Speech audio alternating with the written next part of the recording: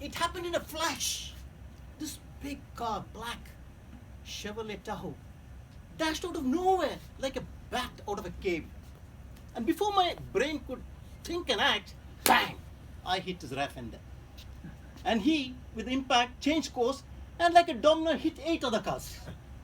A total mangled metal. Such a disaster and a wreck. Court's chair, honorable judges, my fellow Toastmasters, and my dear guests, good evening to all of you. Good evening. And the only reason I'm standing here narrating this accident is because the other driver, a big, burly Saudi national, didn't murder me at that time. But he came at me, confronted me like a bear with a toothache. And he said, "Can't you see where you're going? Couldn't you see left and right? Couldn't you honk? Couldn't you apply the brakes?" I thought silence was the best thing to do. So he said, "My God, now I missed my flight. I had a contract to sign in Dubai. I'm going to lose millions." I still kept quiet. But I meekly got out.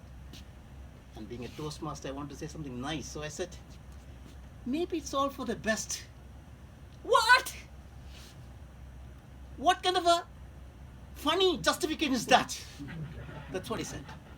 So I kept quiet anyway. Anyway, the formalities were over, the Najam came, we signed, he went his way, I went my, I came to the office, and suddenly I realized that this gentleman was Fahad al-Rashidi, one of my clients. He's a passenger to whom we had issued a ticket to go to Dubai and come back.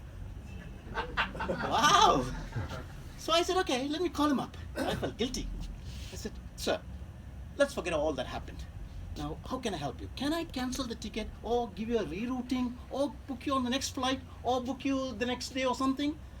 All done without any charges to you." So there was silence for a while. He said, "Okay, book me on the same flight next week," he said. "Will do, sir, no problem." And then I asked him, "Is there anything else I can do for you?" He said, "Yeah." "What's that?" "Next time when I'm going to the airport, you stay at home and don't drive." I chose to ignore the sarcasm. But you know, my friends, the next day he called me and he said, "Andy," and he sounded nice, rational, logical, and even polite. And he said, "Andy, that yesterday you said something very sensible." I said, "Something sensible? I wish my boss could hear that." Anyway, I said, "What did I say?" "You said it all happens for the best." And guess what? That's true. Because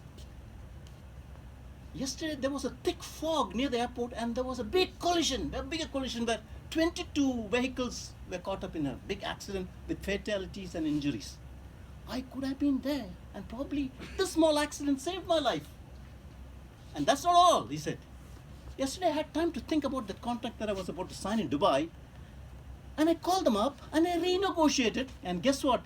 I pulled a better deal. He was very happy. I was happy too.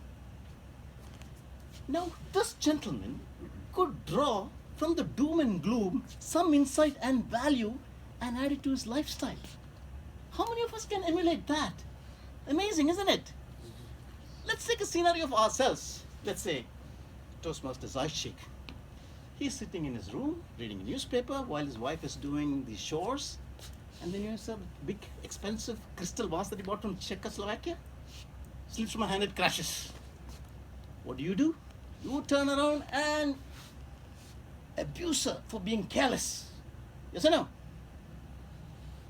And your wife, if you're something like my wife, would turn around and say, "Hey, don't blame me, blame gravity." Anyway, there's a lot of bitterness that's caused. So what would you do? Let's rewind the whole tape back a little bit and rerun it with a different theme. The ball crashes, you look around and you look at the ball, it's gone, it's finished, it's not going to get back into the same shape ever again.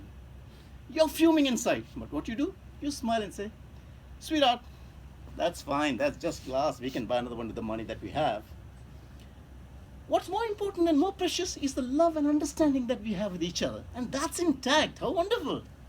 The moment you say that, you and your wife would go back in time machine to the days when you were honeymooning. I tried this at home, it works, but I stopped. You know why? My wife started breaking more things.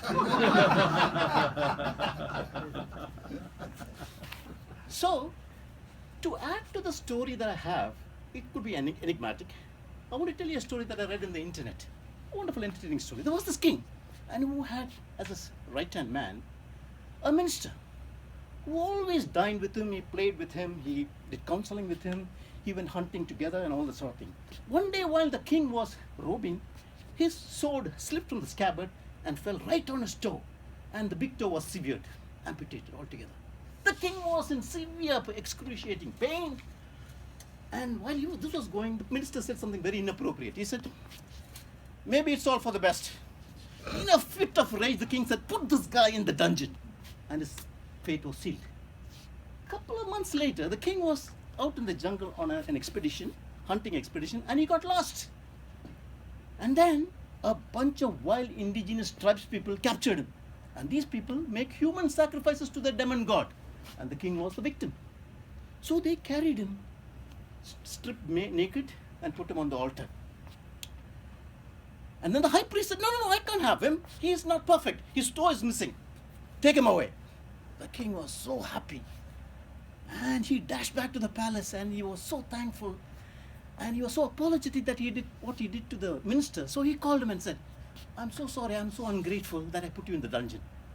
The minister thinly smiled and said, maybe it was for the best for me too, because otherwise they would have made me the human sacrifice. You see, my friend, our lives are entwined with calamities, accidents, and catastrophes. It's inbuilt, it's hardwired. You can't get away from it. And nature has it so that you can't go back to your yesterdays or your past, change the hands of the clock, and correct your mistakes. But what you're allowed to do is make it today's better than yesterday's. So as I leave the stage today, in a little while, and when the judges here mark me not as the winner, I would probably go back and say, perhaps it's all for the best.